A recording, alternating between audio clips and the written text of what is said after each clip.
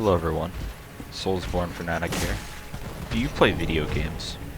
Maybe even Souls games?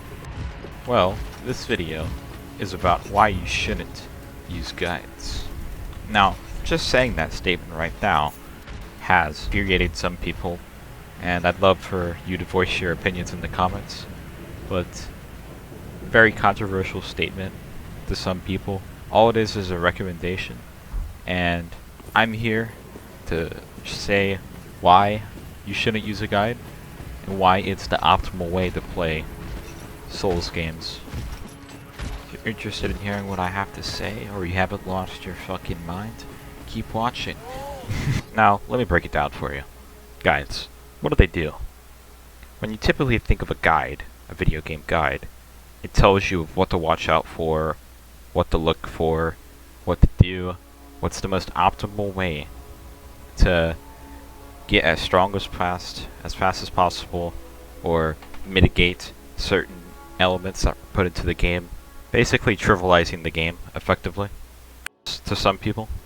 And now some people might find that enjoyable, but others might think that the game isn't as fun because they think it's so fucking easy.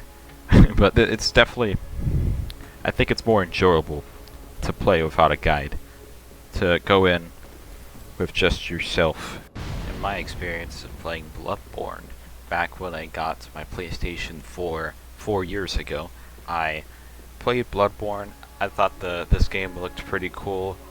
Never played a Souls game. I heard they were pretty difficult. I wasn't having a good time. Couldn't even make it out of Central Yharnam, and I got the shit kicked out of me. So what I did, look up a walkthrough to have it break down step for step what to do, where to go, how to do it, and everything. I used that guide for a little bit of the game, up to the Cathedral Ward. I made it out of Central Yharnam, and I made it out of Central Yharnam like I wanted to, but I didn't found it like I beat it. It wasn't enjoyable. It wasn't as fun. I played a little bit more with that guide, and I just wasn't having fun. So I put the game down, and never played again. Clearly not, because I made a whole review on it. But Bloodborne, I put it down, stopped playing Bloodborne, quit the game. I forgot about Bloodborne for the longest time. And then Elden Ring came out. I bought that, had an amazing time. Thought this was one of the best games ever made. I saw everyone saying that this was just such a good fucking game, and I jumped on it. I didn't look up any guides, and I just went all in, all in.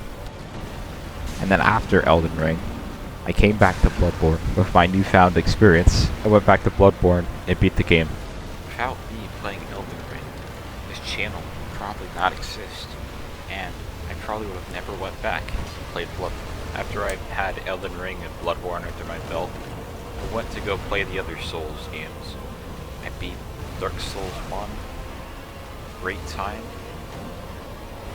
Then I played Dark Souls 3. Absolutely amazing. I would have never played these amazing games without Elden Ring coming out and me enjoying that experience, and then coming back to play Bloodborne, and then playing Dark Souls 1 and 3 afterwards.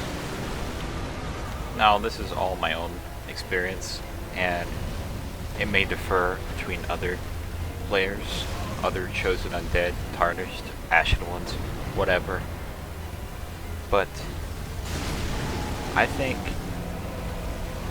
my experience can perhaps be learned from and maybe lead to someone who was using a guide or was going to use a guide, and they probably wouldn't have enjoyed the game, and now they go in without a guide and they fall in love with the games.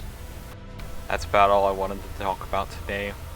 This revelation that I had, not really, but that's it. See ya.